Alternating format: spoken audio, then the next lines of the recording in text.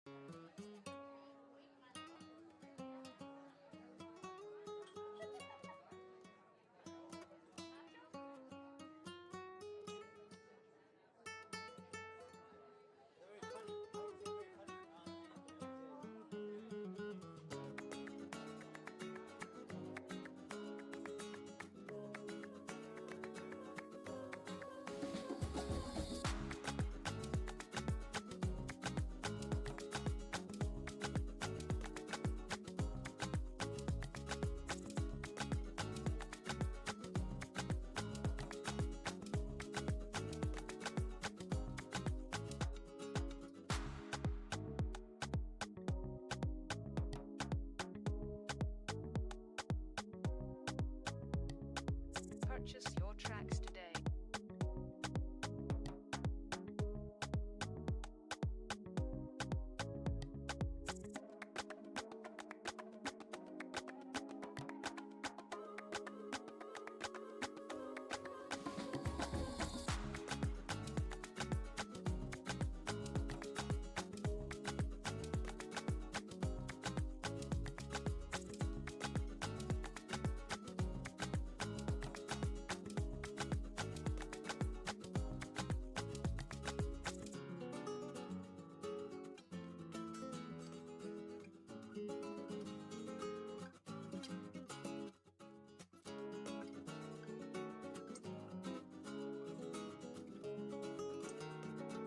Purchase your tracks today.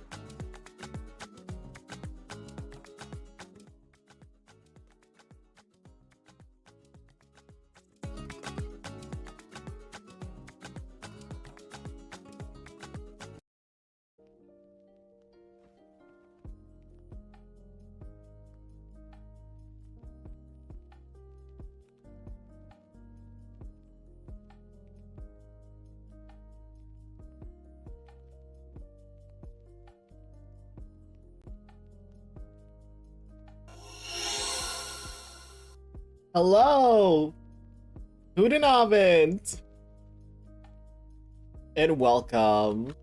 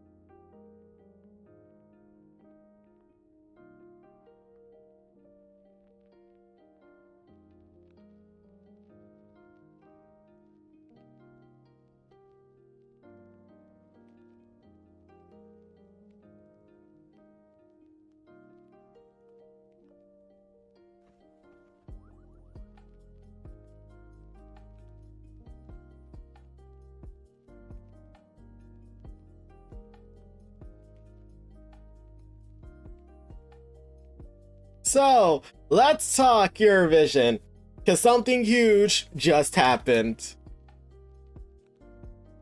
If you can call it just happened.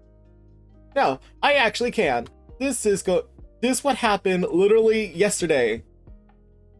Ahem. And this is very huge news.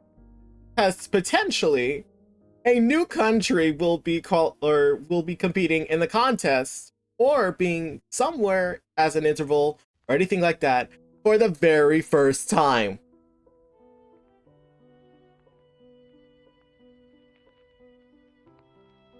We are witnessing history for the very first time when it comes to Eurovision, as potentially a new country, quote, air quotes, is being involved in the contest, as Eurovision has recently announced that the Caribbeans are coming. The only Caribbean country member of the EBU is Cuba, so yeah, that's very huge news though. This is the first time that anything in regard of the West is getting anything in regards to this.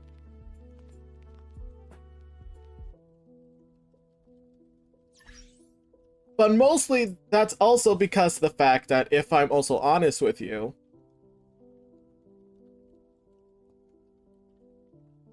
the actual islands in Cuba, or besides Cuba and all, are claimed under North America.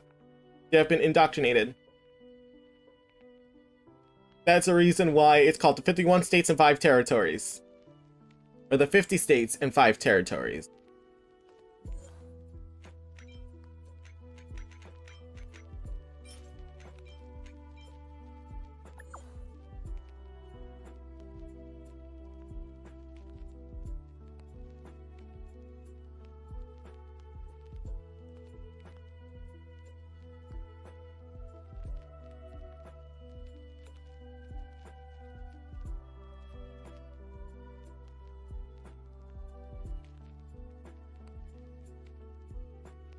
But with every, and I mean every,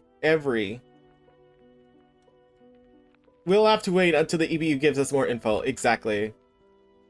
Because theoretically speaking, even though the, actually, let me load up everything in regards to the European Broadcasting Union. Because I'm pretty sure there are a couple of, mainstream countries that are a part of the European Broadcasting Union.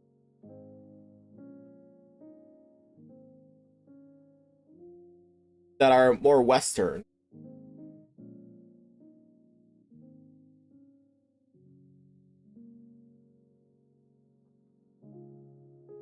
Which, you are right.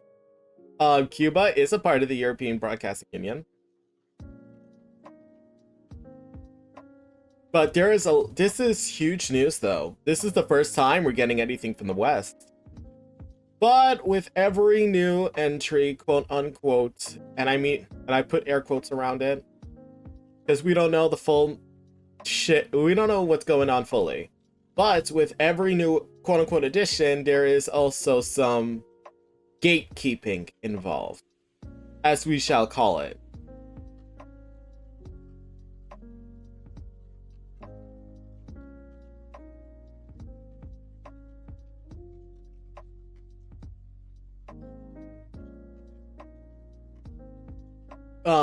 With the reveal of this happening literally yesterday, a lot of fans have taken to the internet and once again voicing their outrage.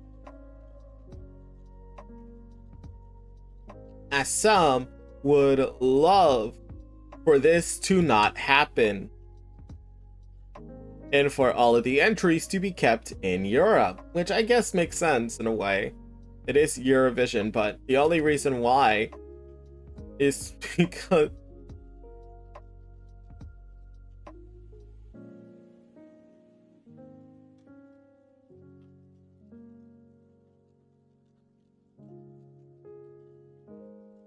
but Australia, exactly. Australia has been a major example of how they're not technically a part of Europe, but they're still members of the EBU that has been adapted into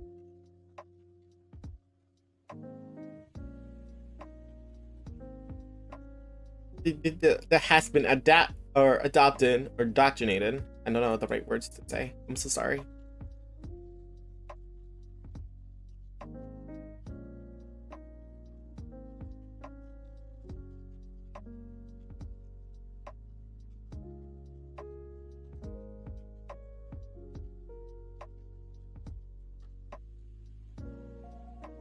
Morocco in the past participated too. So I would consider their this current scenario to be more so just associate members. Because that's what Cuba is. Cuba is an associated member of the EBU, not technically a part of it officially.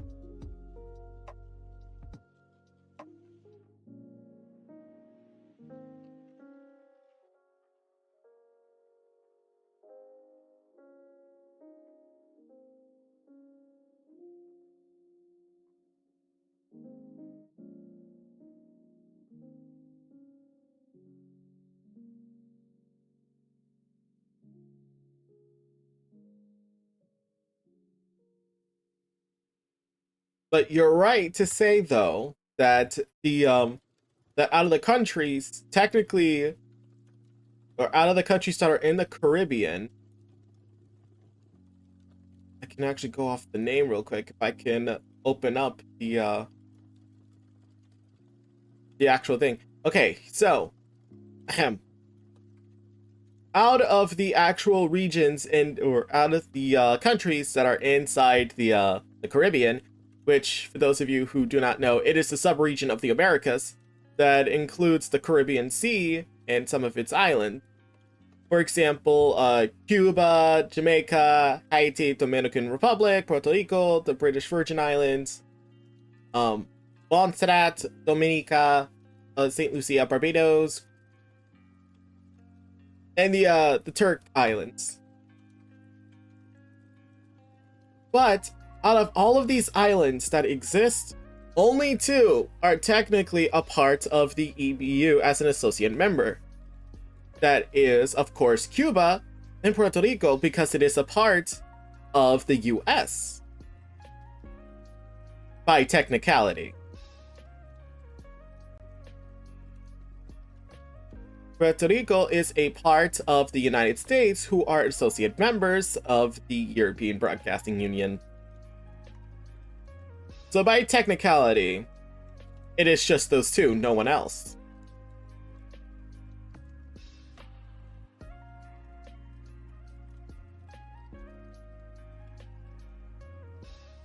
But if we really, really, really want to talk about the actual associate members that are currently within the EBU right now, it is the following. It is Australia, Bangladesh, Brazil, Canada, Chile, China, Cuba, Georgia, Hong Kong, Iran, Japan, Kazakhstan, Malaysia, Mauritius, New Zealand, the Ottoman Empire, South Africa, South Korea, Syria, and the United States.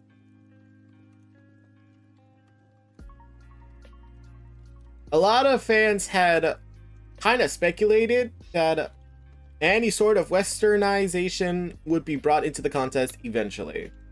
It was just a matter of time, but even then, it is fraught with some outrage. I, for one, am actually kind of happy.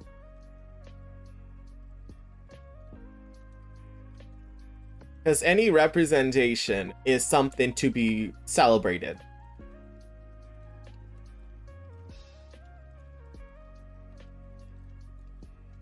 And amongst this this modern age of what's going on right now, there's a lot of hate going around.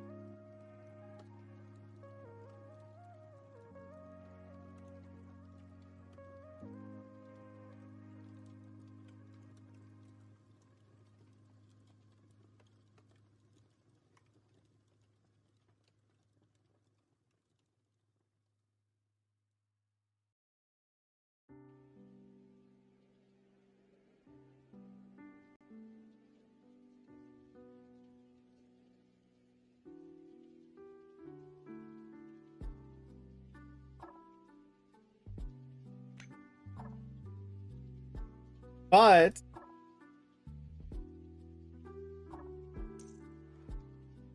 there are some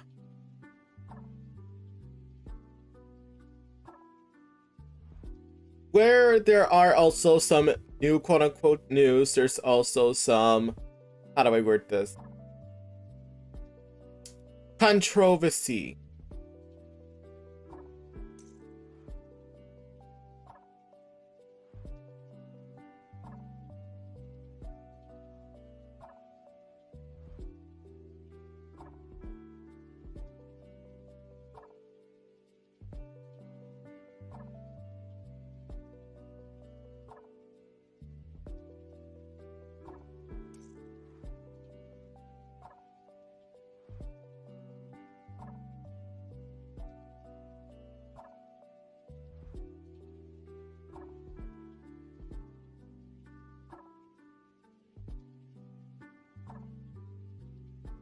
Sorry, I had to leave for a minute. No, you're fine.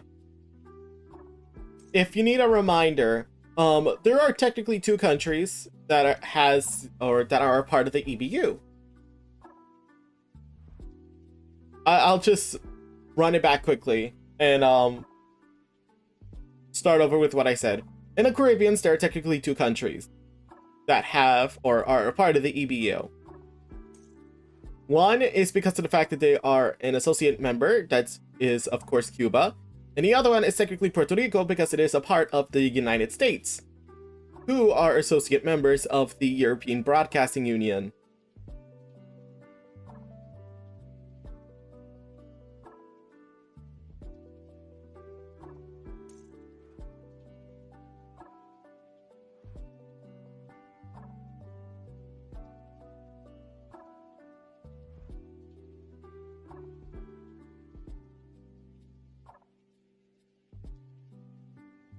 Which, if you do not know,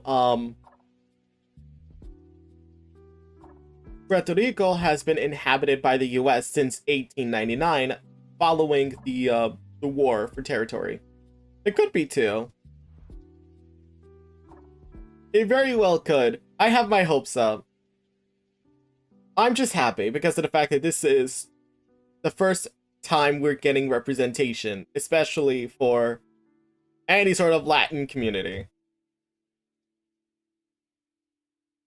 Because all you'll find down there is Latin. The Caribbeans have mostly Latin countries, with the sole exception of Haiti and maybe Jamaica.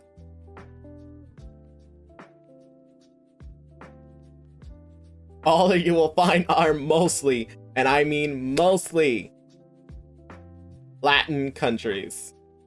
And I say Latin instead of Hispanic because although they are similar, they're actually very different.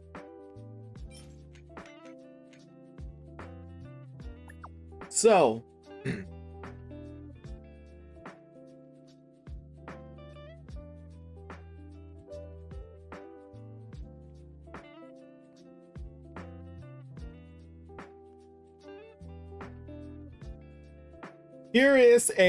here's a lovely fact for everybody and a very important global fact.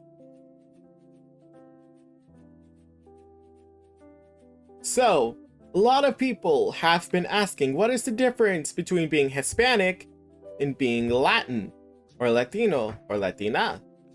Actually, there's a huge difference. The difference being where you're from.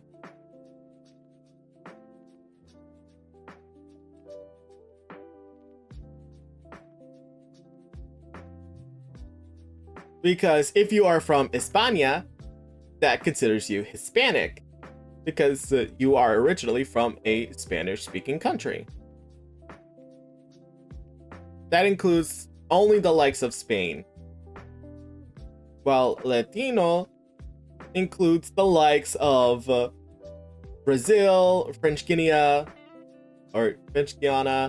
Guadeloupe, Haiti, Martinique, Saint Bartholomew, Saint Martin, and then all that's left in the middle is a mixture between both Latin and Hispanic culture. It is kind of, how do I put it? There's a middle point, and there's a lot of countries that are within Latin America that is just kind of in the middle in a gray area. And those are the countries of Argentina, Bolivia, Chile, Colombia, Costa Rica, Cuba, Dominican Republic, Ecuador, El Salvador, Guatemala, Honduras, Mexico, Nicaragua, Panama, Paraguay, Peru, Puerto Rico, Uruguay, and Venezuela. So realistically, the difference between what makes a Latino and a Hispanic is where you're from.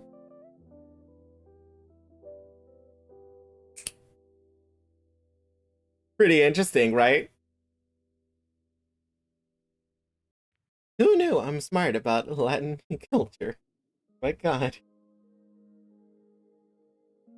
Oh my god. Ahem. Now, with every sort of good news, there's also some controversy, as we'll call it.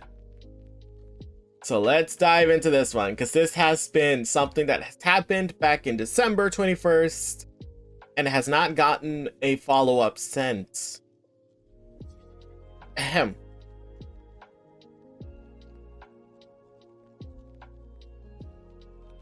And I hate to bring up politics again, but here we are. Here we are. Let's talk about what's going on.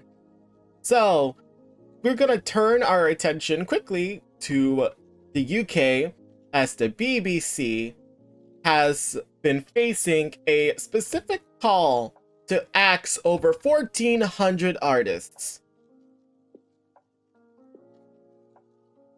Ahem. And this has been a letter sent by the Voices for London. And so, you're probably wondering, why am I bringing this up? Because the current participant, Ollie Alexander, is amongst those 14,000 names, or the 1,400 signatures on the open letter. And you're probably wondering, why is such a letter being sent in the first place? What could be so bad that it's being sent to the BBC to potentially axe so many people on this open list? Well, with that, allow me to set the date back.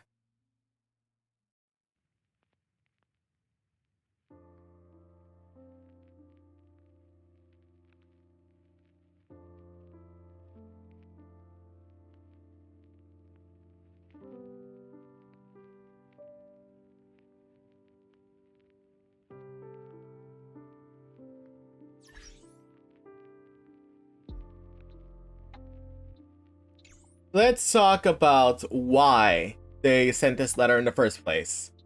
It is because of what is going on with Palestine and Israel. Of course, somehow that controversy and what's going on there somehow edges its way back into Eurovision once again. If it wasn't by the country participating, it is by this very letter that has been sent to the BBC. And the reason why this was even sent in the first place was because of the fact that that Ollie Alexander opened his mouth and accused Israel of genocide.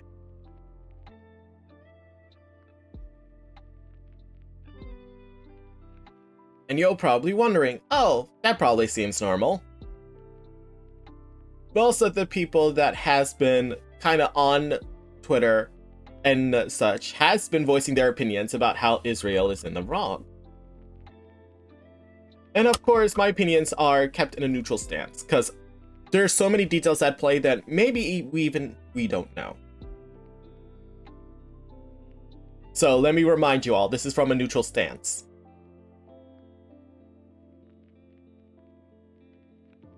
But This has been said by Ali Alexander. He accuses a country of genocide in Gaza, and with most people that take a political take, they will seek the utter destruction of another if their opinions does not line up with others. And so this letter was sent.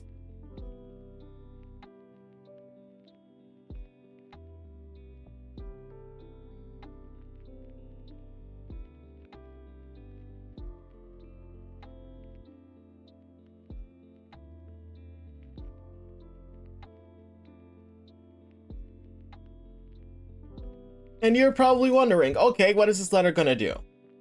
Actually, this letter has already evolved into some calls to axe him from the entire thing. And supposedly, they have also tapped in to the management team of Lana Del Rey to axe said person from the long-running event. Controversy all around.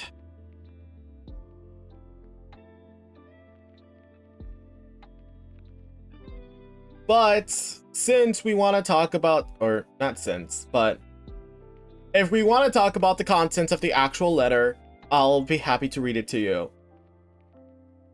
But let me remind you all. This is just merely for the sake of education. There is no political take here, on my end at least. This is just me trying to get the source out. So do I have your permission to read this letter? Because remember, I believe in the idea of comfort first. If there are any person or any people in chat that is uncomfortable with this conversation, I will happily drop it. Just remember, comfort first.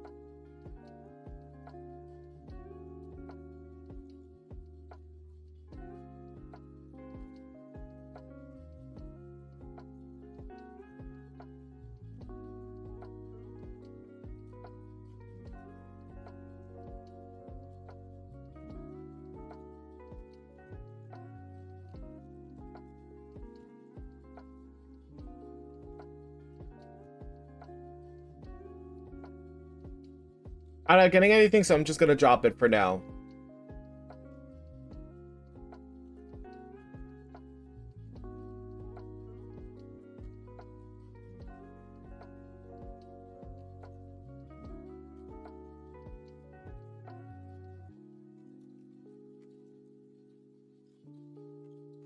But let's go back to the talk of the Eurovision Song Contest.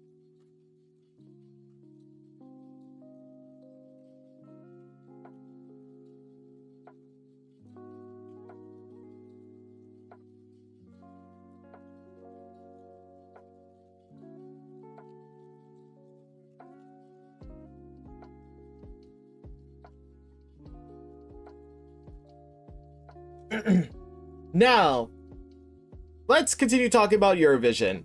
Let's completely disregard that other comment that we're having here. This conversation. And let's just turn back the clock, back to December, I'd say a day before, and talk about how a specific celebrity has set some sort of a speculation.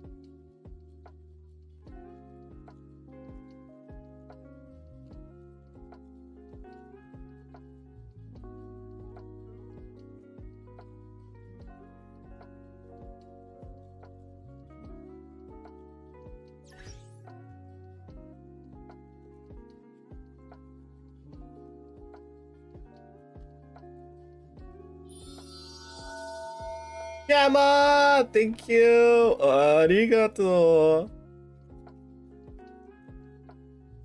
But let's talk about this entire thing. Now, this is also with the United Kingdom.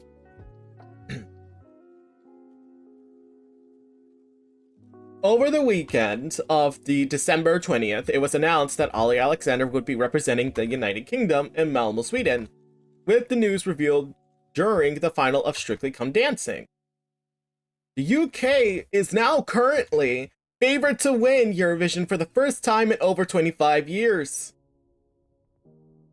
But a social media post from pop superstar Danny Minogue has sparked an entire wave of speculation and sent the fans into overdrive as they wonder, is Danny Minogue going to finally hit the stage in Malmo, Sweden come May?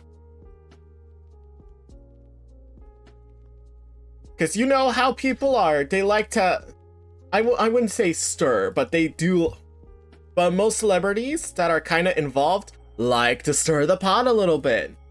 They like to dabble their hands and give people the idea. And then sometimes it may happen. Sometimes it may not. Who knows? But by the looks of it, I heard that too. If it's true, Australia, it would be sending a big name. A very huge fucking name. This is the very first time that we are seeing a superstar potentially hit the stage for the very first time. And we're talking about somebody on such a global platform.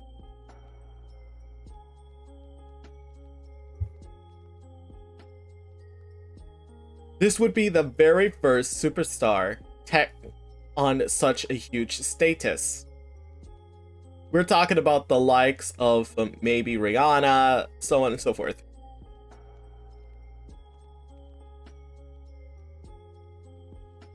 All this because the fact that she made one post in particular.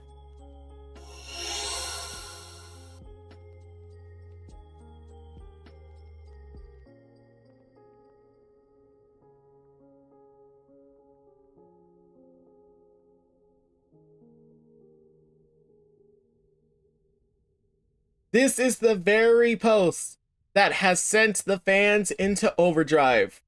This was on the day that they revealed the stage for the very first time.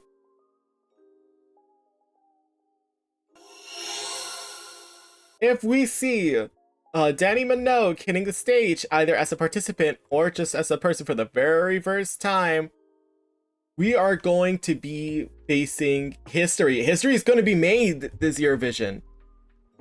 With the likes of maybe a Caribbean interval. And listen, anything is better than nothing. I'm happy with that. It's always the small steps that are taken before the huge, you know, it takes a step to run a mile.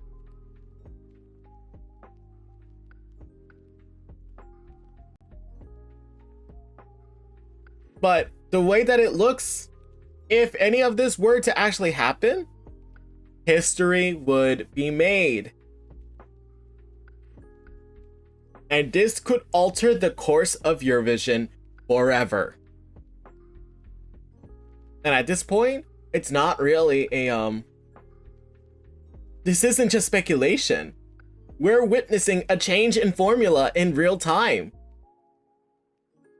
We're witnessing such huge changes happen in real time.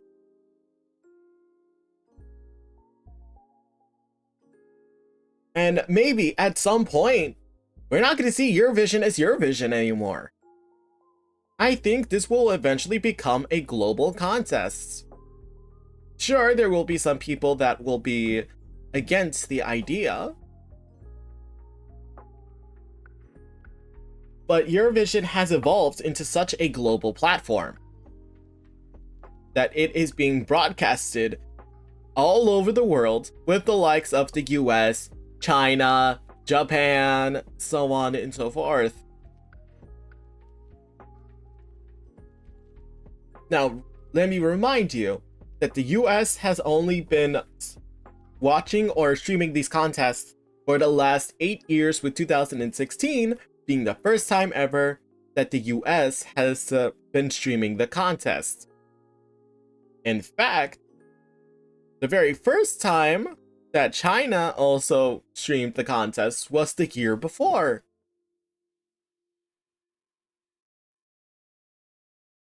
Don't mind me gushing, but seeing the potential of Danny Minogue coming to Malmo, Sweden, it is very huge news. But that also presents the idea of, will Australia instead? I think global, maybe not. But maybe there will be another contest like Eurovision, like an American Song Contest, but Eurovision format and live. I agree. I 100% agree. But let's not talk about the American Song Contest, because that was...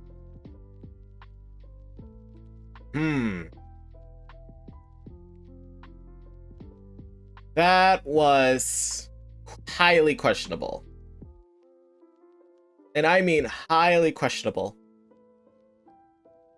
Like, 100% the song that won that entire thing deserved it. It was actually the only thing that theoretically stood out from everything else, because the rest were just country entries. As much as I'd love to say that, there's been such a diverse genre of music, and somehow we just send in mostly country music. Like, what? This is a fucking Coachella. Sorry. Excuse my frustration.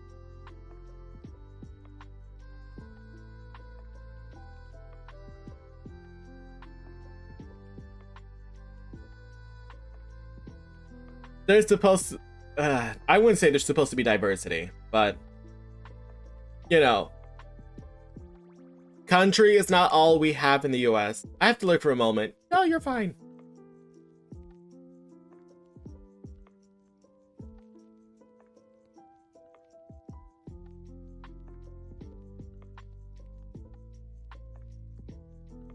I'm just stating some opinions that may get me in trouble. No, I'm just kidding.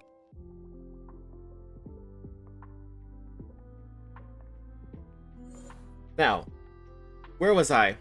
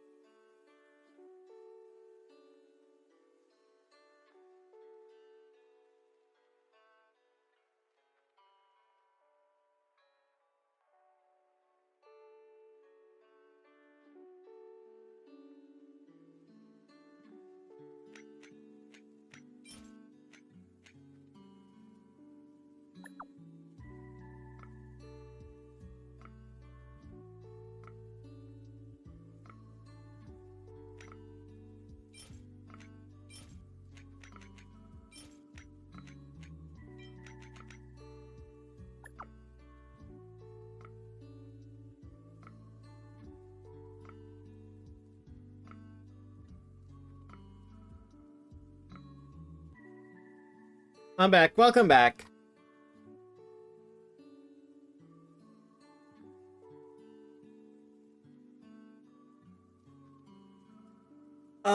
Where was I?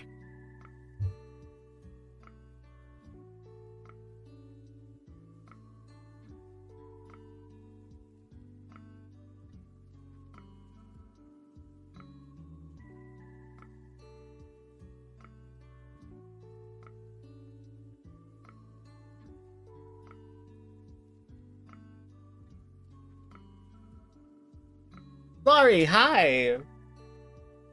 Now, let's continue talking about the, about Danny Minogue, because the idea of having Danny Minogue as an interval, or maybe just representing Australia, will forever change the course of history, because this will be a first time that such a huge star on such a global scale will be hitting the stage. And although it's not necessarily the first time such a huge celebrity has been in Interval, we've always had the likes of Justin Timberlake and Madonna, which Madonna's Interval was... that was a struggle. In 2019 Madonna, but let's not talk about it. Yeah, that was trash. That was actually just really fucking bad. That was really fucking bad. Oh god, bless her heart. Bless her. Bless her. I love Madonna, but that was very fucking bad. That was bad. You know that. We could look at each other and say, yeah, that was fucking trash. Oh god.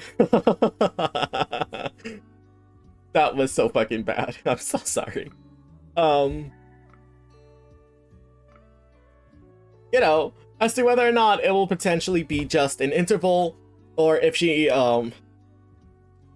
goes out to represent Australia, we'll see. If such a huge celebrity does attend the national final that Australia holds every other year, then I think the majority of them are probably just going to look at them and say, well, guess it's time to pack up bags. Wait! No, I was wrong! They went internal selection last year! Right! I forgot! I completely forgot about the fact that Australia did not even do national finals last year. They did internal.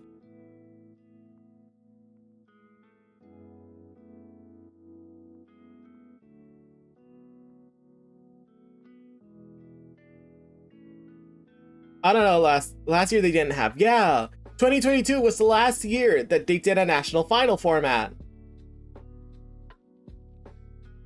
And starting last year, and I don't know, maybe potentially onwards, we're going to be seeing such internal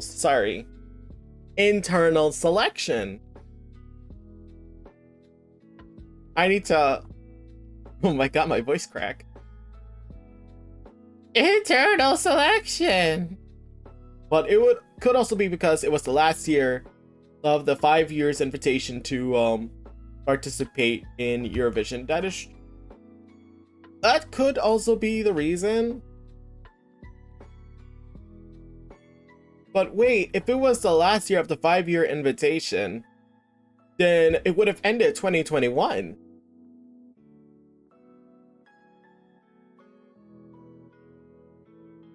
Yeah, it would have ended 2021 because of the fact that it participated 2015, 2016, 17, 18, 19, didn't participate in 20 because COVID happened, and then 2021, that would have been the 5 years.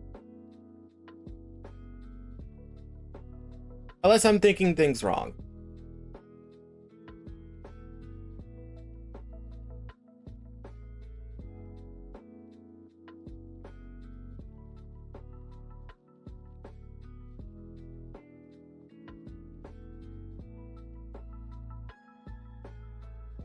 Maybe the first year, it was 1 year invitation.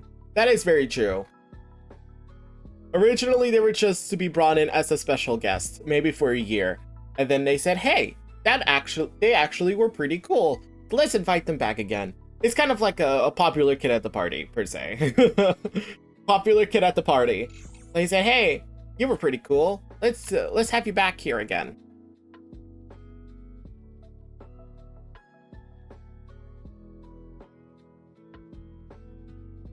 I don't know much about this topic. It is such a gray area.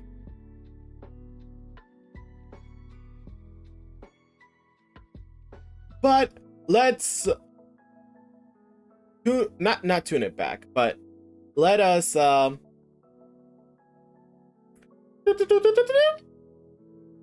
wind it back a little bit. Because originally we were talking about the Caribbean.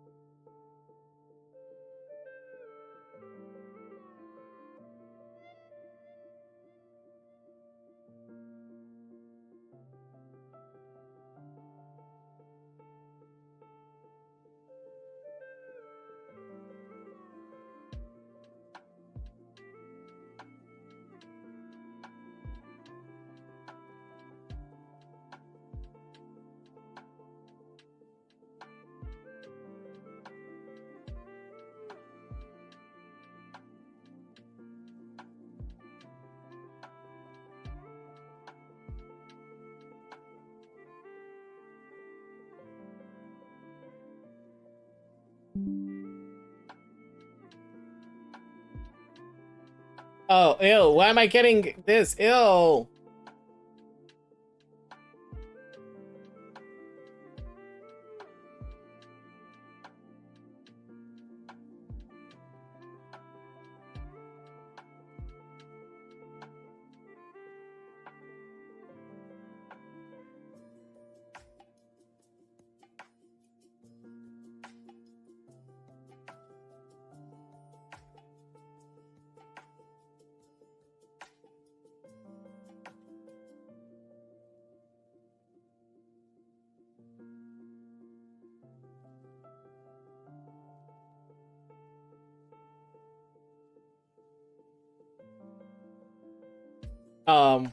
Also, to talk about it later, I have news from San Marino.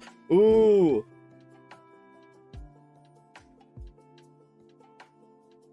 Have they finally figured out what the fuck they're doing with their shit? Ugh. Because Jesus fucking Christ. I'm...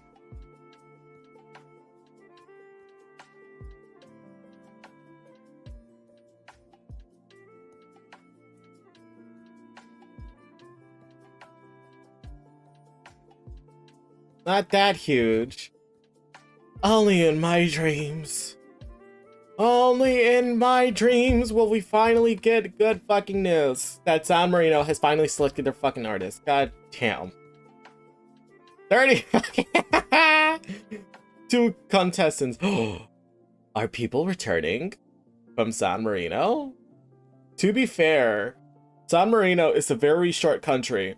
It's no kidding that on one broadcast that representing San Marino, it's just about as simple as doing jury duty. It's a very small country. It's within Italy, not from San Marino.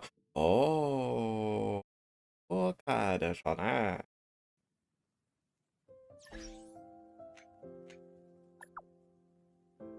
interesting.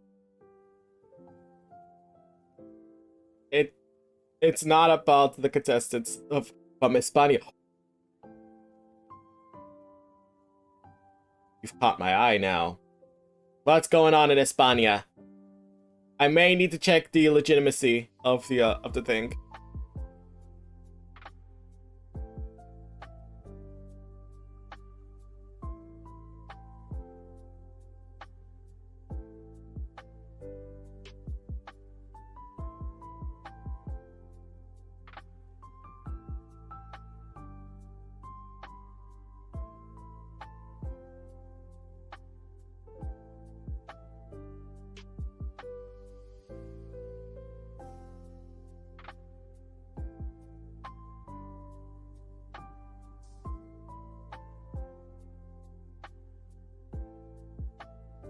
Migata, it appeared in the participant list to participate in Una Voce de San Marino. Oh, she appeared in the lineup. I see.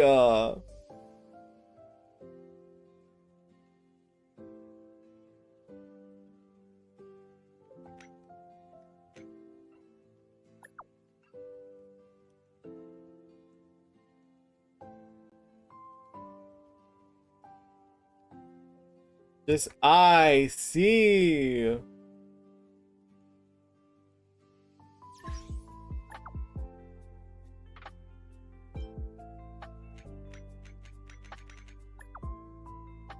Oh, I remember them now. Duh. I completely forgot. They were there last year. Or not last year. They were there in 2022. When Chanel just ultimately fucking whooped their ass. Or 2023. Fuck. I'm forgetting. I'm sorry. 2023. It was last year. You're right. Fuck me. Fuck me. No kidding.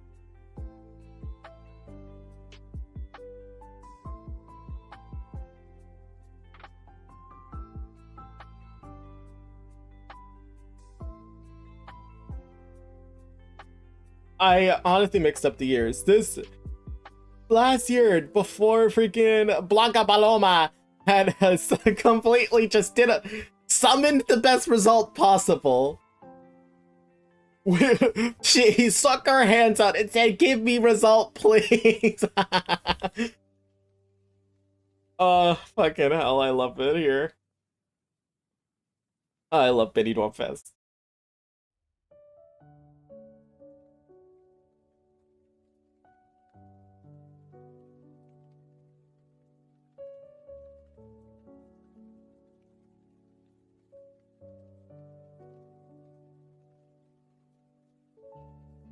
I think besides it, oh yeah, I remember. If Blanca Paloma didn't win, it was gonna go to Agony.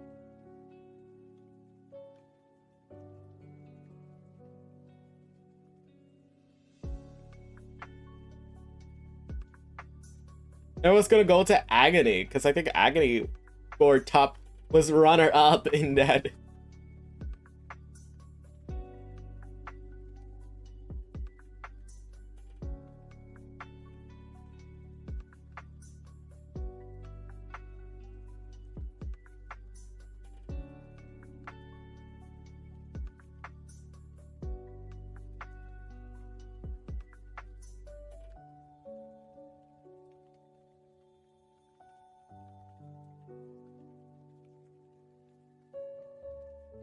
Blanca Paloma entered in the ESC 250, and she entered it in 10th place. Oh, I remember Eurovision 250. Such huge news.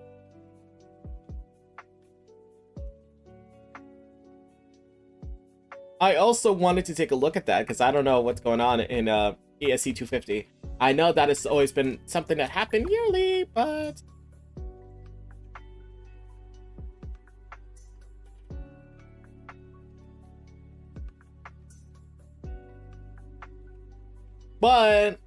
the problem is now that ESC 250 has been hard to follow.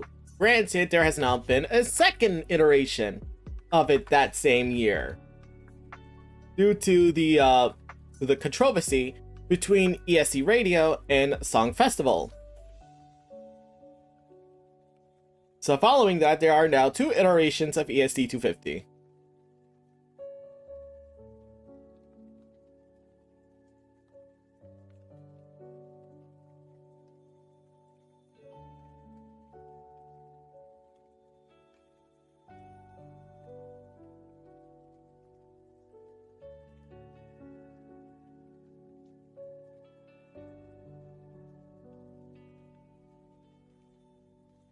Which, for those of you in the Song Festival top, the other I think she is in 140th more or less.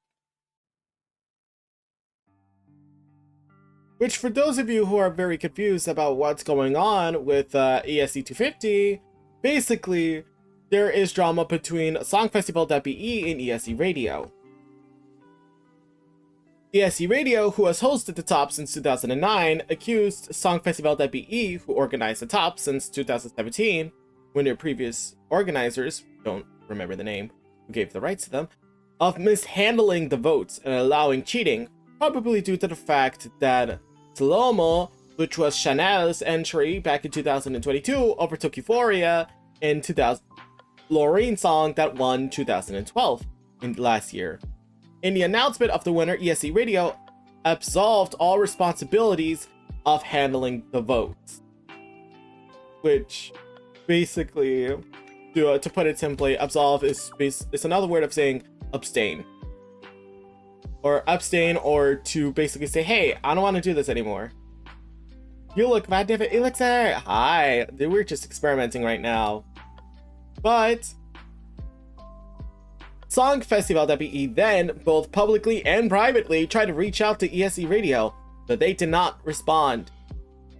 Thus, feeling disrespected by ESC Radio, Songfestival decided to go with a different Eurovision radio for the 2023 edition, that being EAFR 12.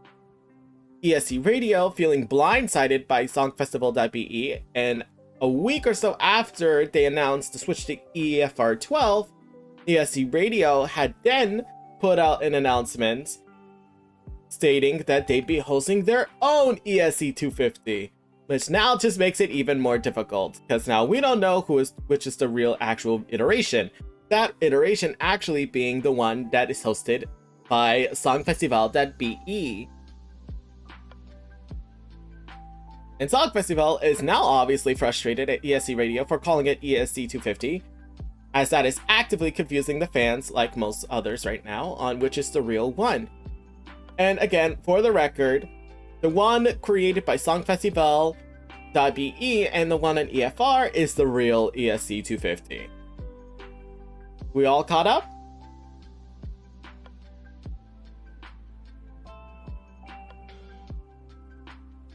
We're all caught up now?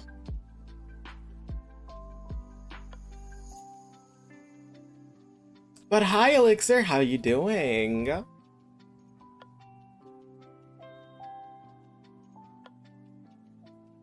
I know this looks different.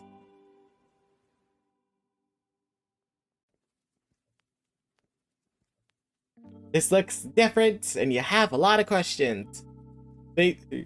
I don't know what we are talking about. I know, right? I don't know what you're talking about.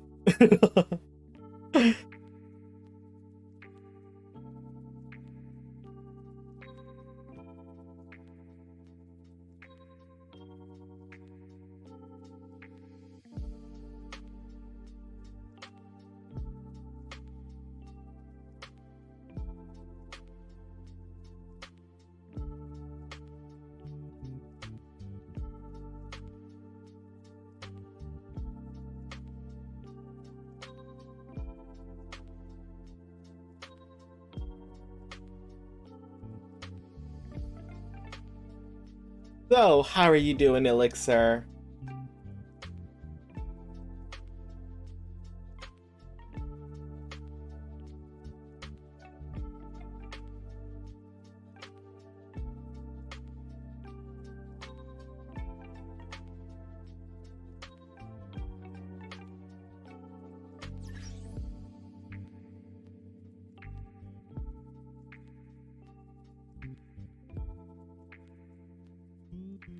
But of course, I'm okay trying to wake up. Well, good morning.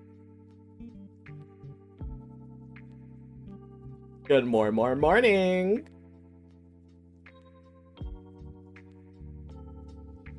But let's talk about the results of ESC 250. Because I am once again not surprised. I'm not surprised at all by who fucking won.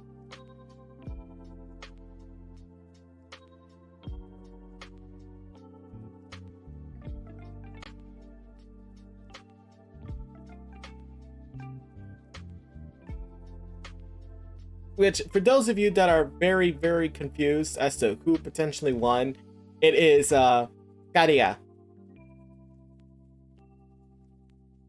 With Sweden's Loreen getting runner-up and third place, with both Tattoo and Euphoria. It was very predictable. Of course, it was very fucking predictable. Are you kidding me? A lot of people love Karia. A lot of people loved him. They still think he should have won that year. But, you know, at that point, it's the national jury. It's always been a pivotal part of the entirety of the grand final. 50-50 system has always been something that has happened for, I think, almost 10, 20 years now.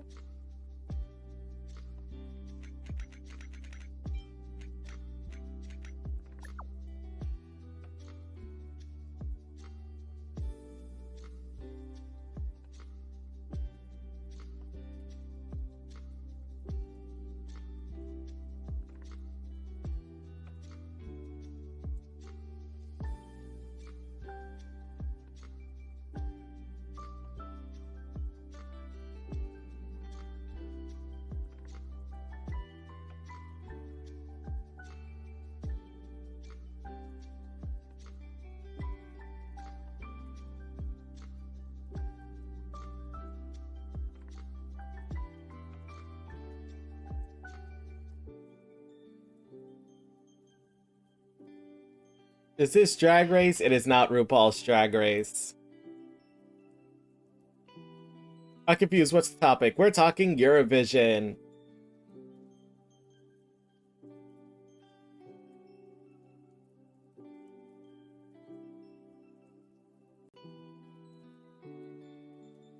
Oh, okay.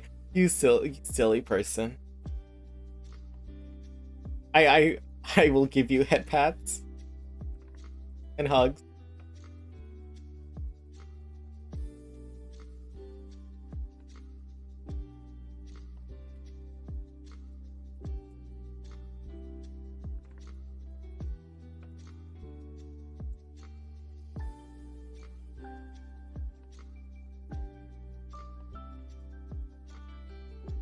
But where was I?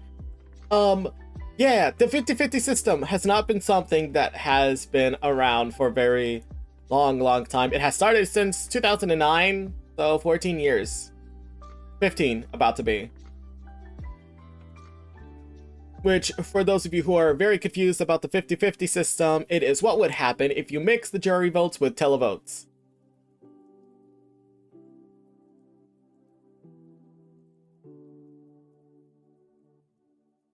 However, they started to change around the setting, or not the settings, but the rules a little bit.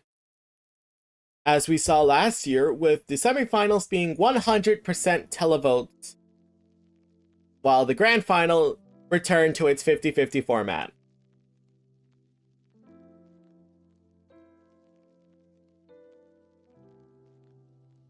But it wasn't always like that.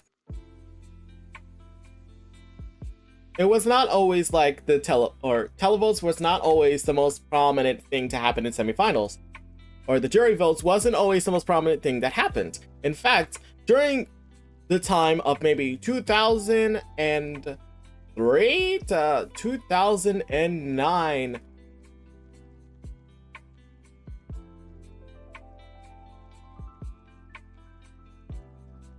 to 2009 was where all the countries that participated in the contest used primarily televote to give their points. And it was only through 2004 to 2009 where backup juries were used in case of a televoting failure.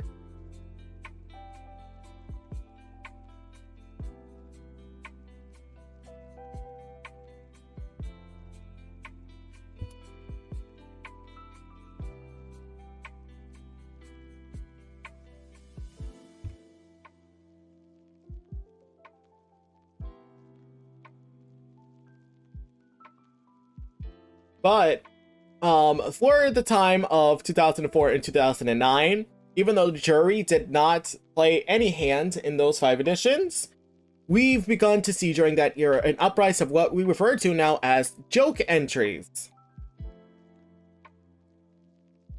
Those joke entries, although iconic in their own way, they still have some level of, not confrontation, controversy.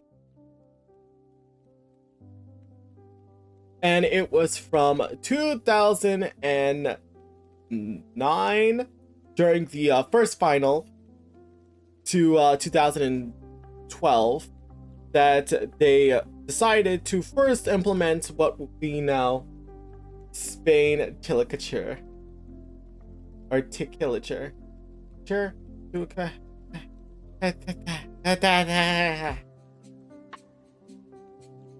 God, pronouncing words are hard. It's hard. It's hard to pronounce some words sometimes. But where was I before I slurred?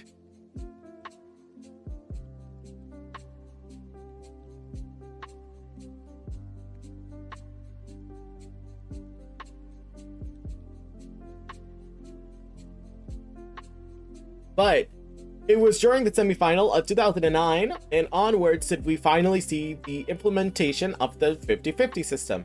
And this has lasted through 2000 and... I already said the year, up till now, basically.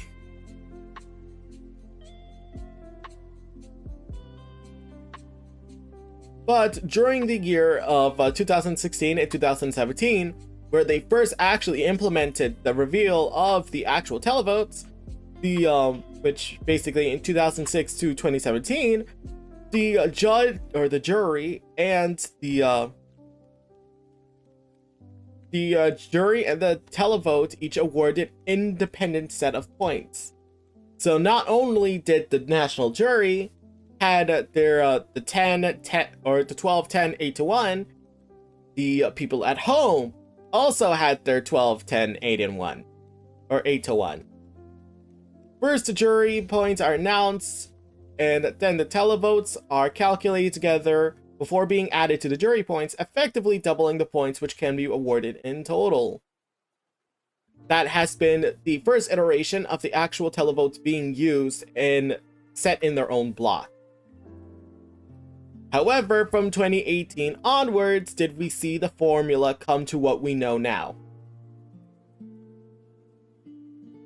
And how it is revealed, I should say.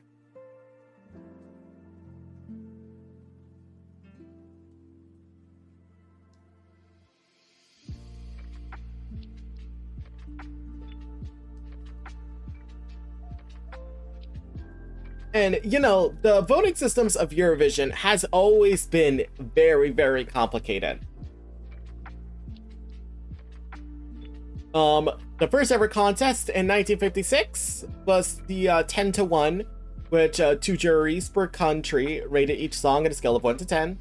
2023 is not 50-50 since the televote have one more country, now known as the rest of the world. Exactly. Well, theoretically speaking, it is still 50-50.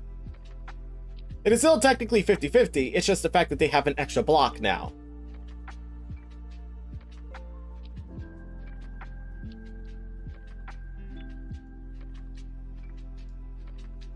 That's the important part to consider. It is still 50-50 at the end of the day. It's just the fact that the televote has an extra block now. Instead of just having, you know, -1. Because at the end of the day, the rest of the world vote actually gets converted into the same amount of points that everyone else has. And I actually have the results from last year. Or I actually have the results of the rest of the world vote from last year. If you want to hear it.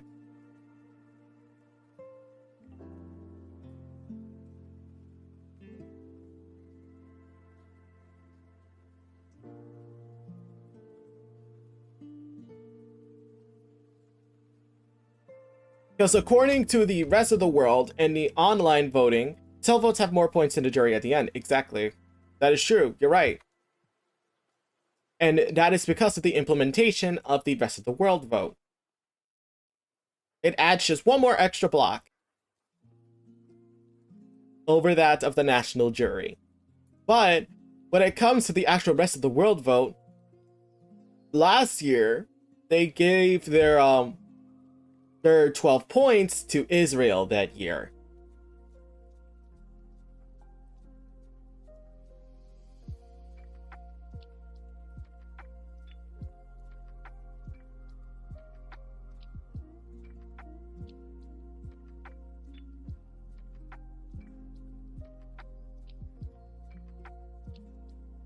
Woo!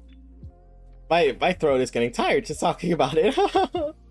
I'm so sorry. But I should probably find something to eat before I forget.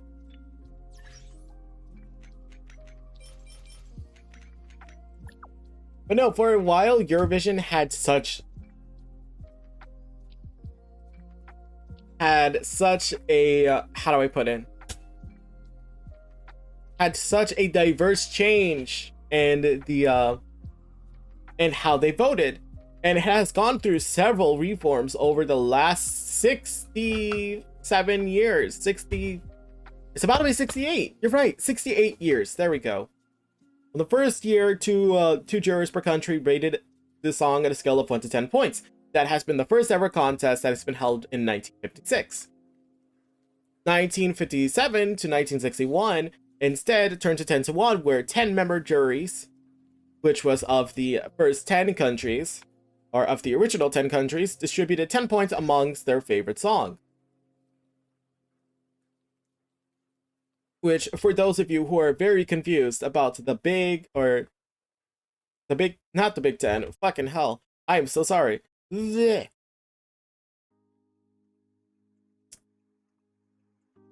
The founding countries. There we go. The founding countries was originally the following. It was France, Belgium, Germany, Italy, Luxembourg, Netherlands, and Switzerland. With the first ever edition being back in Switzerland.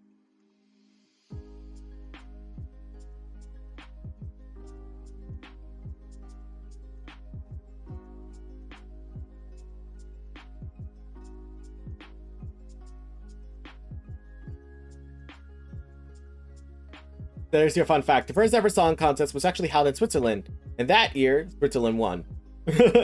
So there's some irony there. But, oh, I closed the wrong thing. Let me open it back. Where was I?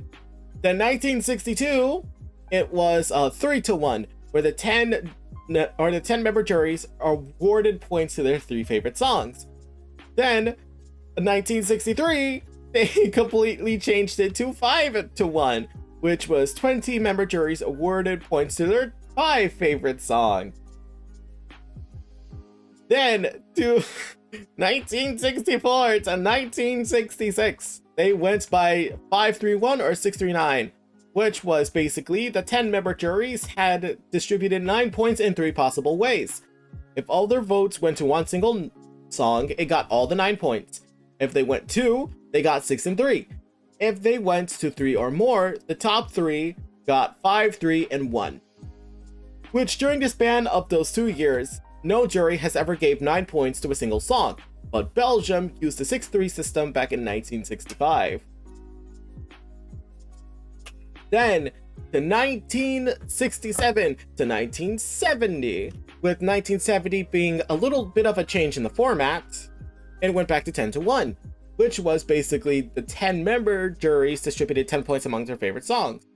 However, in 1970, a tie-breaking round was available, in case of the fact that the countries tied, which in that case, in 1970, it absolutely was.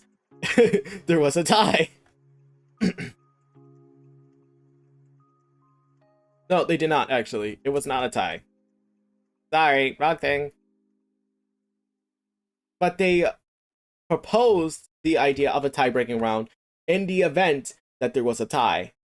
And I forgot, this was in 1969. I was literally just talking about that, and I completely forgot about it. That's embarrassing. But 1970 saw the change of the tie-breaking round in the event that there was a tie, after the events of 1969, which was a 4-way tie between Spain, the United Kingdom, the Netherlands, and France, as we previously talked about like a couple of days ago. Then 1971 to 1973 saw the 10-2, which was the 2 member juries, one aged over 25 and the other under 25. I don't know why that was specific. I don't know why they needed that specifically, with at least 10 years between their ages. Very fucking specific. Rated songs between 1 to 5 points. And then on 1974, it went back to the 10-1, which was basically 10 members had distributed 10 points amongst their favorite songs. Now that's all seems simple, but that was just in 1974. And then starting from 1975 to 2015, we saw such a diverse change in the voting system, which became what we now know as the 8-1, 10, and the gilded 12 points, or les 12 fois. And it all started back in 1975. With, at that point, all countries had at least 11 jury members, raised to 16 members in 1988, that would award points to their top 10 countries. From 1975 to 79, the scores were announced in the order that which the songs performed, while the extended format going from 1 to 8 points, 10 and finally 12, was actually introduced in 1980. Hey Kuiper, hi! We're doing a history lesson of Eurovision. Use a new model? We are experimenting, my dear. How's it going? Do we like? Hey, do we like it? Whoa, that's actually a pretty good Mario impression. Holy fuck, I ate that. Actually, look at me eating. It's giving. It's giving. Can I get a beat?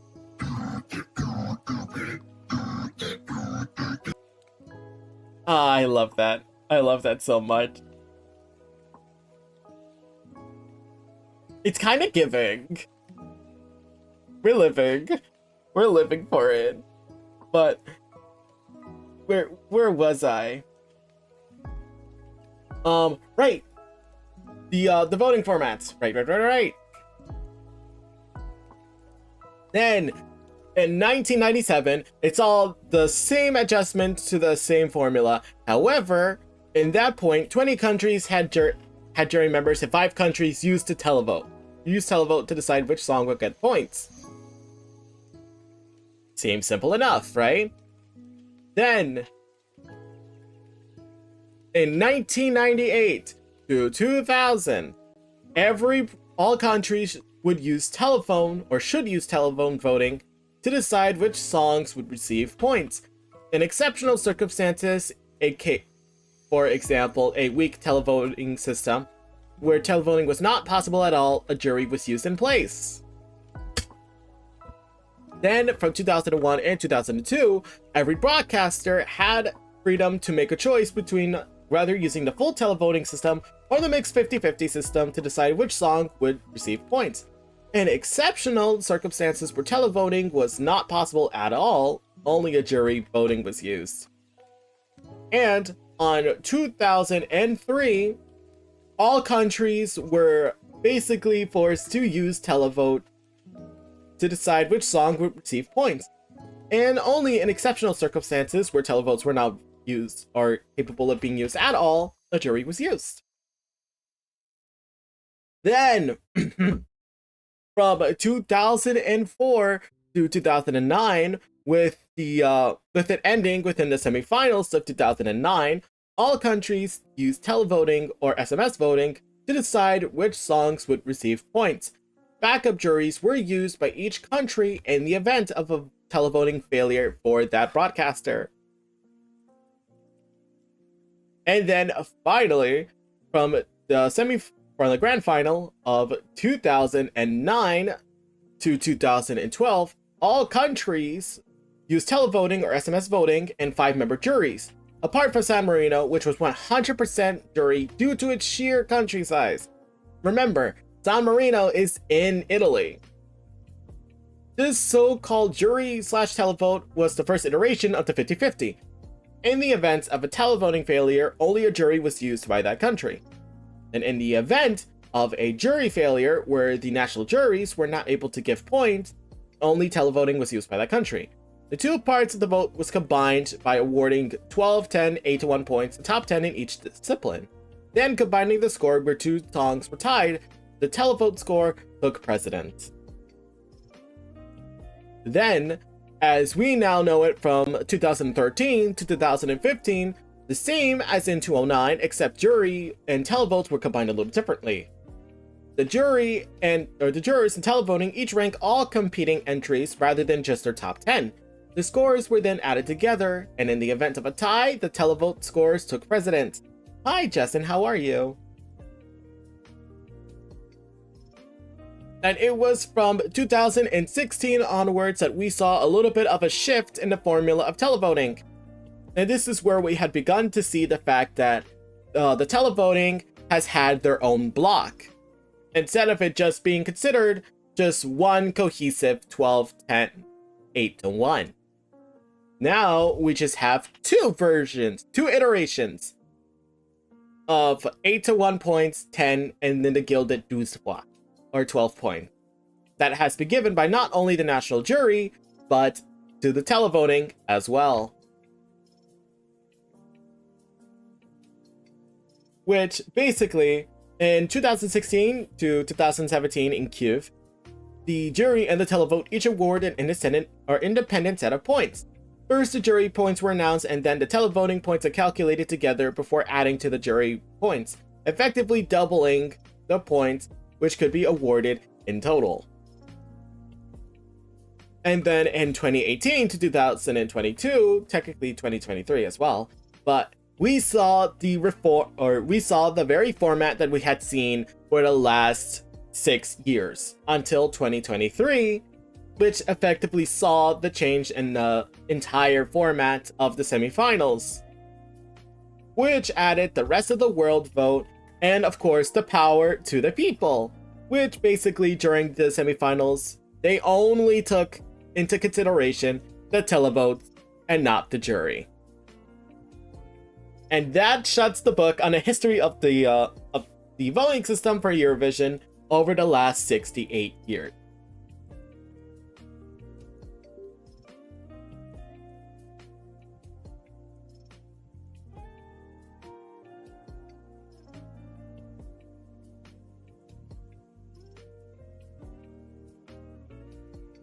It was a lot. It's a lot to take in. It was a lot to take in, but open your books, children. It's time for history. It's time for history. I probably overloaded some brains here.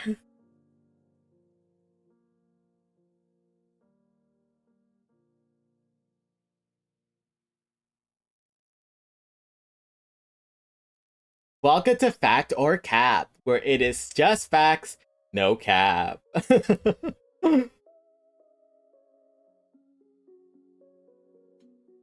Now, I should probably find something or someplace to eat.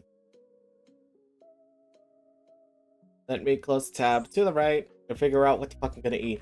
Because I completely neglected my eating duties. I should not have. Don't tell Jinx, he'll kill me. How are you? I'm doing good. How about you? Don't tell Jinx I have been neglecting my eating duties. He will kill me.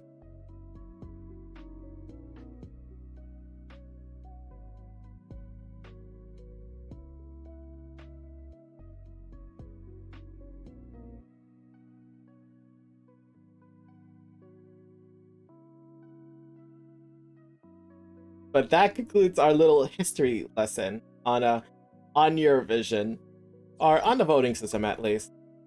It went through such a huge change in formula to get to where we are right now. And of course, we are still looking at adjustments. Potentially, at least.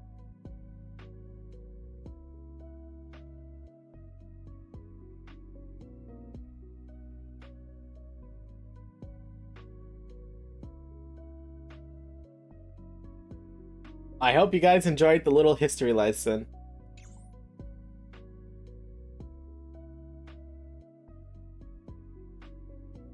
And thank you for coming to stream. This is the good time for me to leave. No, kidding.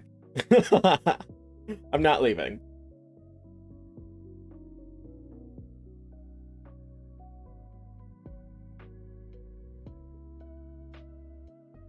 But all that talking actually tired me out. Or tired out my, ooh. Made me rather hungry. So let me just quickly just send something over to my place.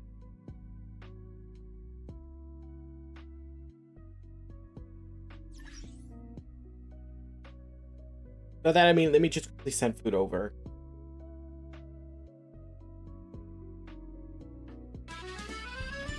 Bomb turd, bomb slack, salute, jug my hand, cupcake. We baguette. We baguette. God damn it.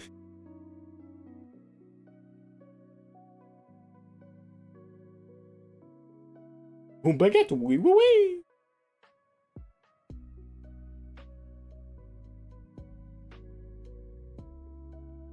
But did we enjoy the history lesson?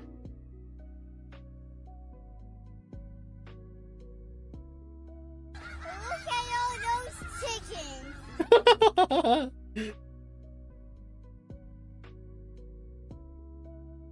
I take that as a no. Me fucking too. Oh god. I don't know what I want. Oh no, this is a fucking problem. God damn it, every goddamn time. Okay, hold on while I figure this out. I knew most of it, but it was interesting. It is!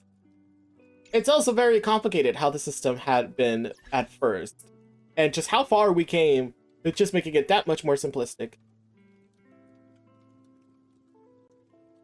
I'm confused. I don't even know what you're talking about. We are talking Eurovision. A part of me wants Denny's, but I also don't want to deal with the fucking bullshit. I don't know how to write today. Me too. Me too.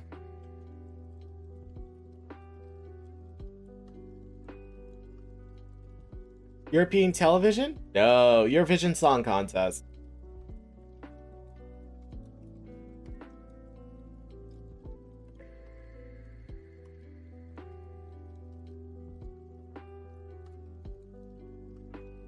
Which, for those of you who do not know what Eurovision is, allow me to open the book and provide some details as to what it is. Eurovision Song Contest is a worldwide phenomenon that has brought the likes of so many household names that we know nowadays. Eurovision is what gave headway to the bands of ABBA, Celine Dion, and you've probably have been seeing some coverage, especially on US television, of Måneskin.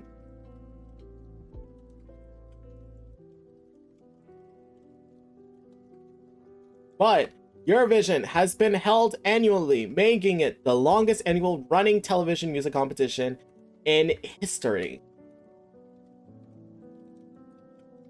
But it is, think of it as the Olympics, but with music. Where all country, also with Rosalind with Snap. Yes, you're right. That has became such a huge fucking success on TikTok. It has also overcame that. That's also what's interesting. Just in that year of 2022, when Rosalind was still, who knew that in 1 year, that Rosalind would have more streams than fucking Netta Balzilai? That's that's a huge fucking deal. That's a huge deal. That's such a huge deal.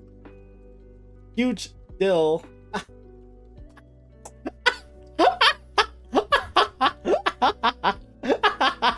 Kill me now. And she ended in 20th place, more or less. You know, sometimes we don't talk about it. We don't talk about it. In our hearts, she was higher. in our hearts, she was higher. Okay? Justice for Rosalind. She was fucking robbed. A lot of them were robbed, but also there was a lot going on that year. A lot was going on that year, which, you know, stuff with Ukraine and Russia.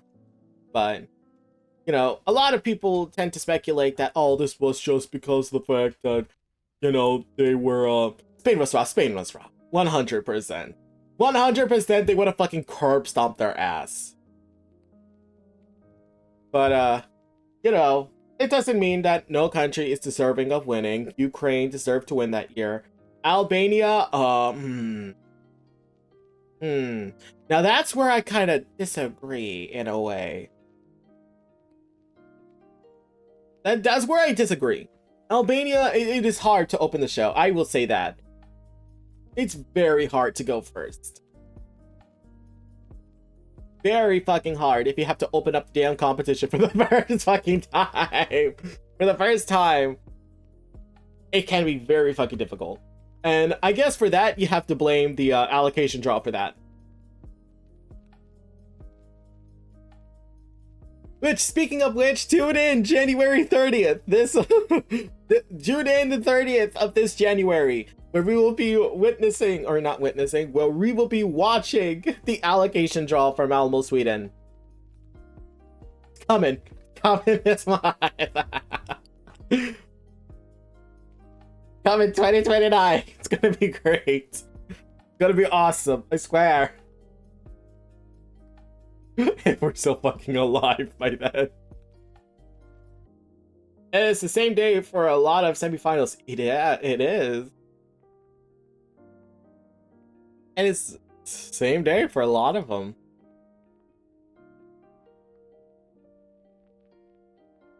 But also, goddamn. Let me stop putting this off. Let me quickly look for something. I'm parched. I'm parched and hungry. Come here, I'm gonna eat, yeah. Huh. I have forgotten, but I won't. Or, no, I haven't forgotten. The fuck? No, I haven't.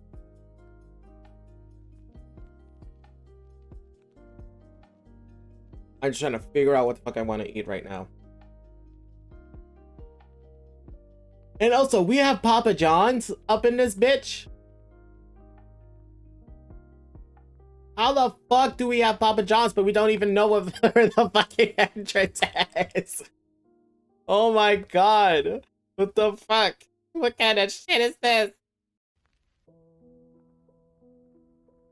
Ahem. Where was I? Before I have completely lost track of where, of what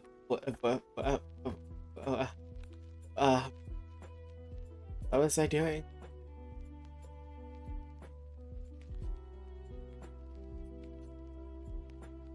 But yeah, it is also the same day for a lot of the national finals for some.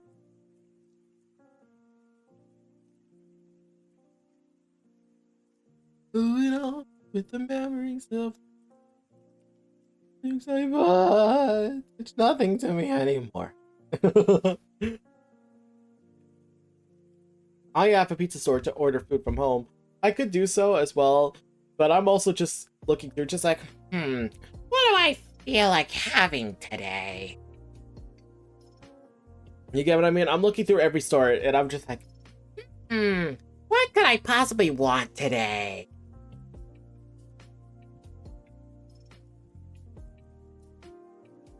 Wendy's? Maybe. Maybe Wendy's.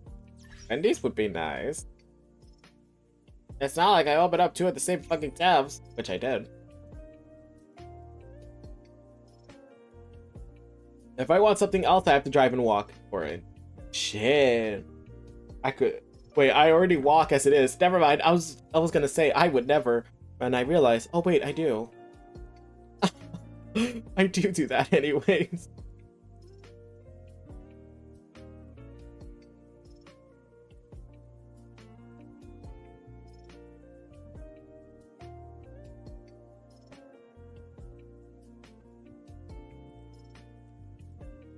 Anyways, let me just quickly grab something. Holy god.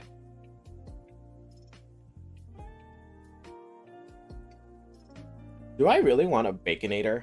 Whopper, triple, Whopper. Perfect double. Okay. I wish I could get rid of the bacon, though. I don't like the bacon. Okay. I feel like people are going to be looking at me like, what the fuck's the matter with me when I say this? So here's a hot take. I don't eat bacon. It's not because I don't eat, like, it's not like I don't like bacon. Don't get me wrong. I love bacon. Okay, how do I put it? I don't hate bacon. Is what I'm saying. God, why is it so hard for me to say a fucking word? Why is it hard for me to say what the fuck I'm trying to say here? Ahem. I don't hate bacon. I just don't have a strong preference for it. There we go. God damn.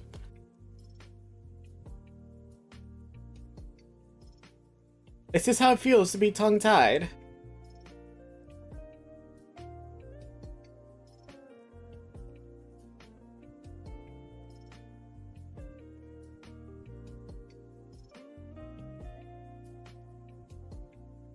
Is this how it feels to be absolutely tongue-tied? Because goddamn, that was so difficult. That was so difficult for me to just say a simple 2 fucking words. Where I just was not a huge fan of it.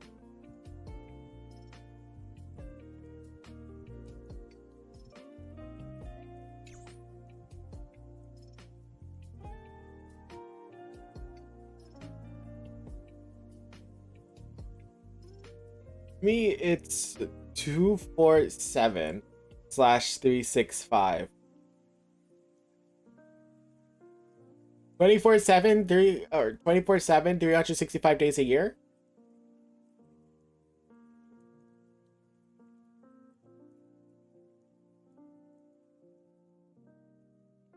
Did I get it right?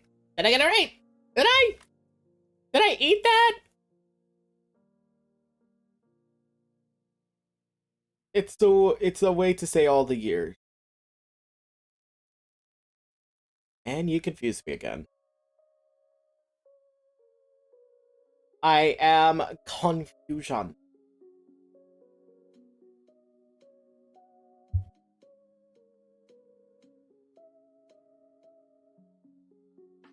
Come on, open the fucking app, bitch. Thank you. It means 24 hours, 7 days a week, 365 days in a year. Oh, I was on to something. I was right. God damn it. I was on to something. I was cooking. Let the man cook. We were cooking. Oh well.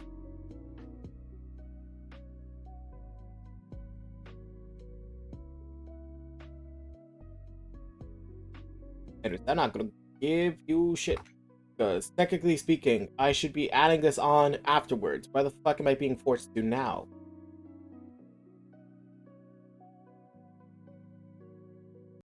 Okay. Allow me to, I think it's a Spanish thing. I don't know if it's used in any other countries. I wouldn't say, I wouldn't do it as 24/7/365. I got the point. I just wouldn't have worded it that way, personally. But, you know, we all have our ways of wording the stuff that, you know, we all have our own ways of wording things. And at the end of the day, there is nothing wrong with it.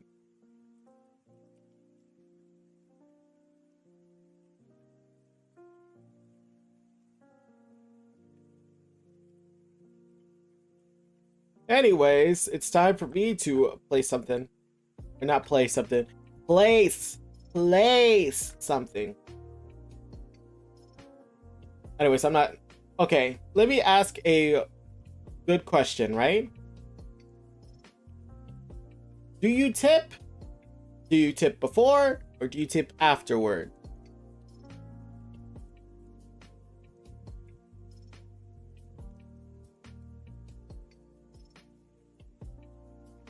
I try to be reasonable and maybe just tip afterwards. Because I don't want to tip somebody if they do a really bad fucking job.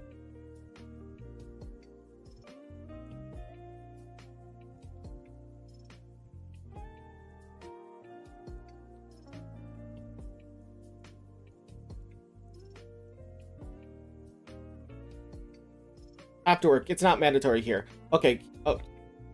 Because normally what I do is I always tip, but at this point I'm starting to debate maybe doing it afterwards. But I'm also nervous about it because of the fact that when it comes to DoorDash, and this is it is a very shitty is if they have the bad attitude or I didn't like the service, I don't tip. Yeah, but I think with DoorDash, the main problem here is the fact that they have built a wave of people that think that they are entitled to receive a tip just because they're driving to get it. And, you know, I'm not saying it in a way that I am entitled. I come from a position where I work and I get tipped for what I do.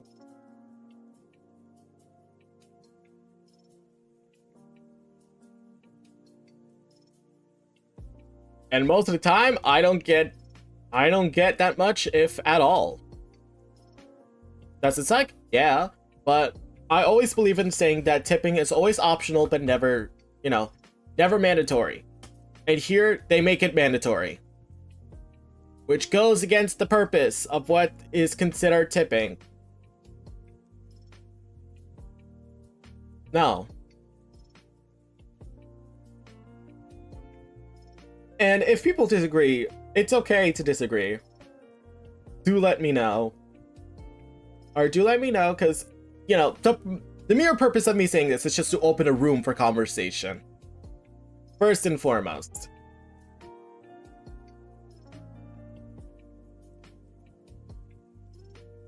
But I always believe in tipping later, or seeing the service first and then tip later.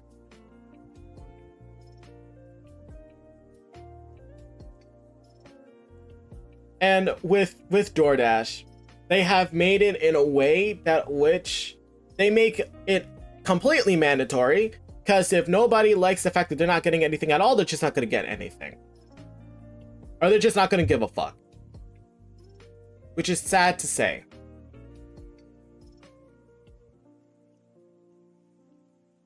But that's how shit gets late, that's how shit gets cold, that's how bad service happens.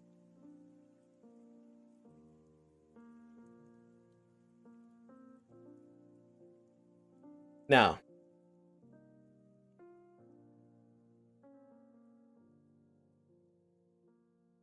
but at the end of the day, I don't blame particularly the person. I also blame the service because of the fact that they should be paying their drivers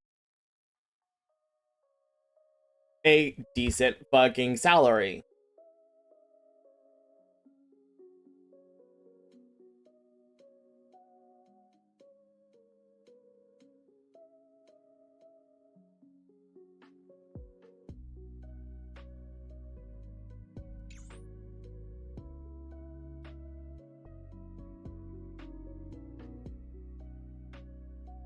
Oh, there's somebody already there. Or on the way there. Okay, cool. Awesome.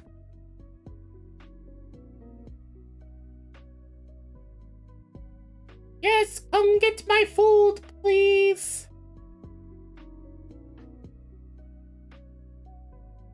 Also, this is my first time trying their beef in a very long time. When it comes to Wendy's, I don't eat beef like that.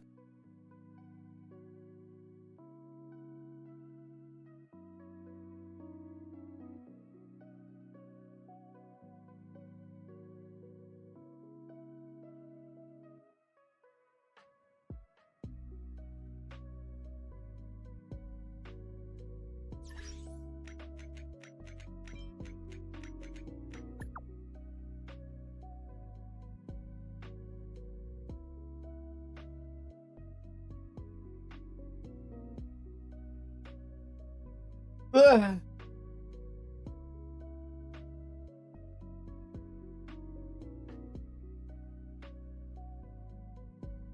I think the problem is not tipping, it's the culture.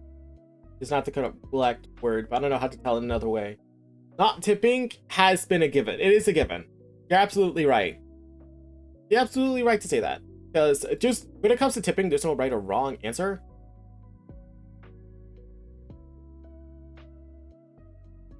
This is what we refer to as gray areas. And that's why conversations like these happen. To completely, not muddle, it is the opposite of muddle, to clear the air.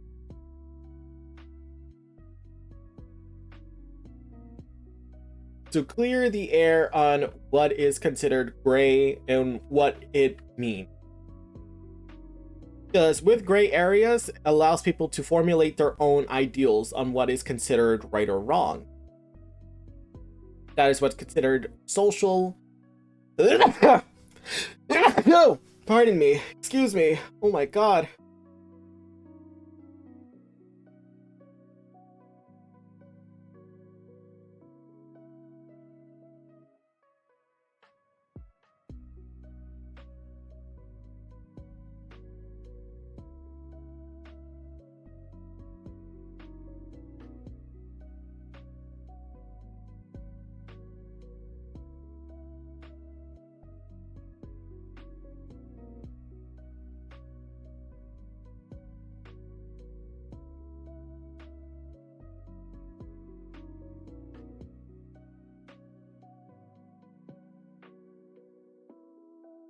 Now that I have figured out what the fuck I need, or not, I figured what the fuck. I'm getting food. Don't worry, guys. I'm getting food.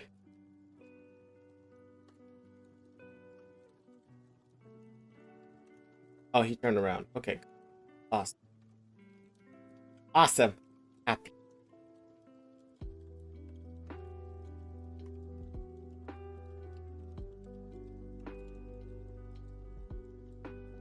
I am so fucking hungry.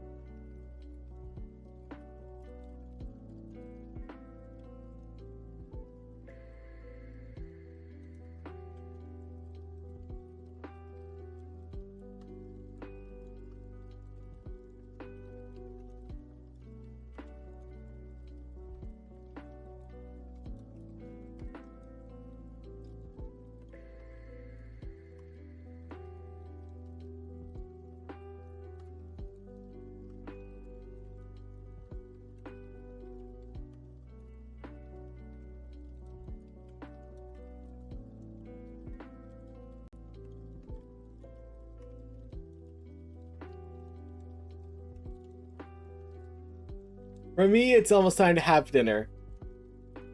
I have food on the way currently. So once that arrives, then I'm going to end stream, eat, and then go about my own business.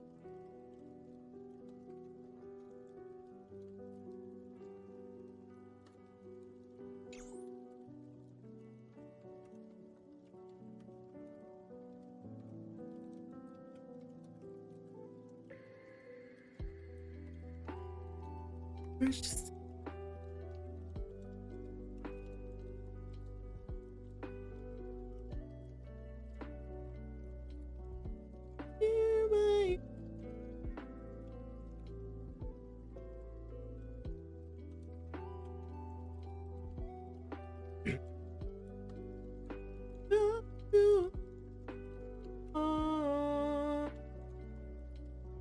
No way I'll be alone tonight. Boom, boom, boom, boom, dun, dun, dun, dun, dun, dun, dun, dun, dun. Come over, come over, I'm over, do it with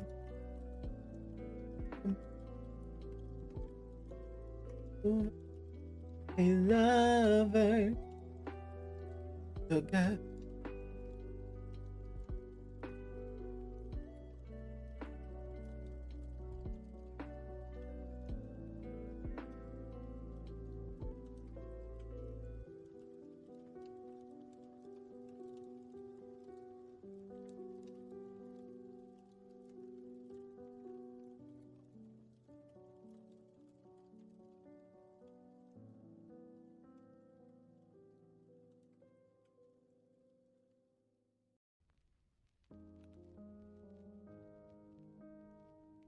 Oh, okay, cool. In a certain way, I want the national selections. I want that, or in a certain way, I want that the national selection hot season starts. I need my Eurovision schedule busy. So true. At this point, we're just waiting on what the fuck's going on. It is a wait and see kind of idea, or kind of thing. And there's going to be a lot of, what's the right word to use? There's going to be downtime in between it. But February is roughly the range at which most of the artists will be revealed, and the national finals will conclude. But also the important thing to take from it is the fact that with most national finals, regardless of whatever entry that is chosen, also look at it on the bright side, because you are introduced to musicians and artists that you have never even seen before. And, you know, you develop your own likings that way. That's something to take, Solomon.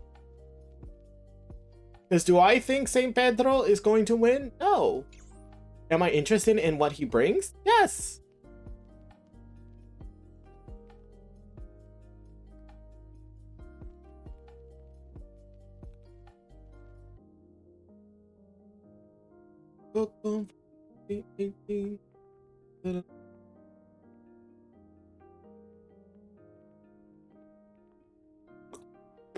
Energy. And also, I want the pre-party season to start. Oh, you mean when they hit the likes of Barcelona? Oh, that's gonna be awkward though. Because do you want to know what's also in the usually in the journeys for them? Yeah, that's right. That's that's right. If I can remember, hold on. On the tip of my tongue. Tip of my tongue. Tip of my tongue. Come on now.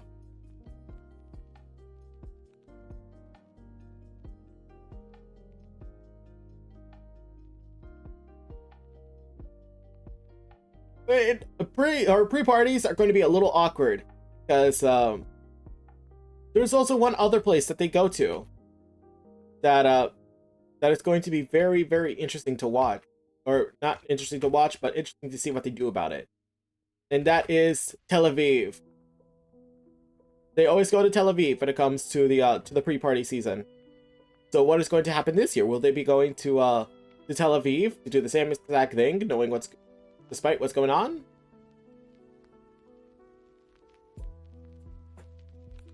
Who could tell?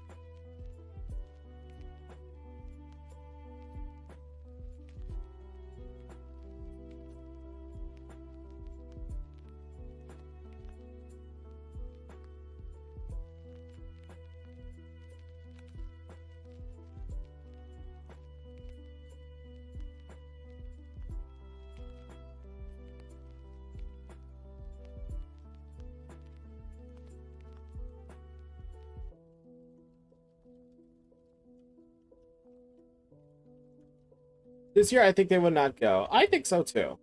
But there's no telling.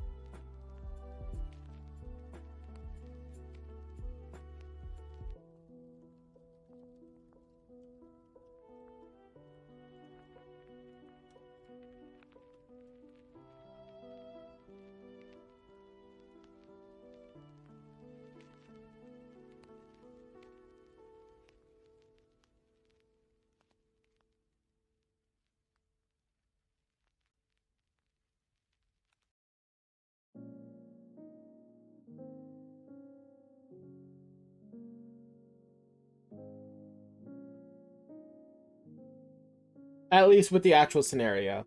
Yeah, honestly, I probably think that's what's gonna happen too. There's no telling what will happen.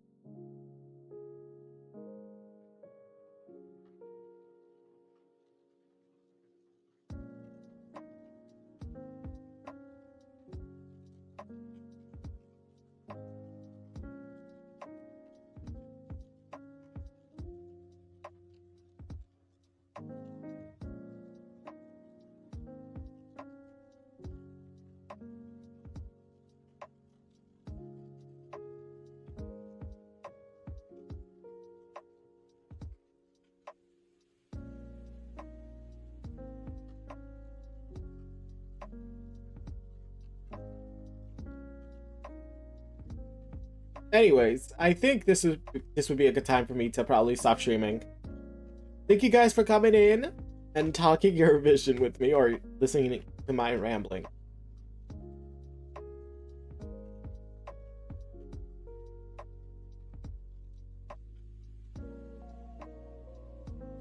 You guys have a good rest of your evening.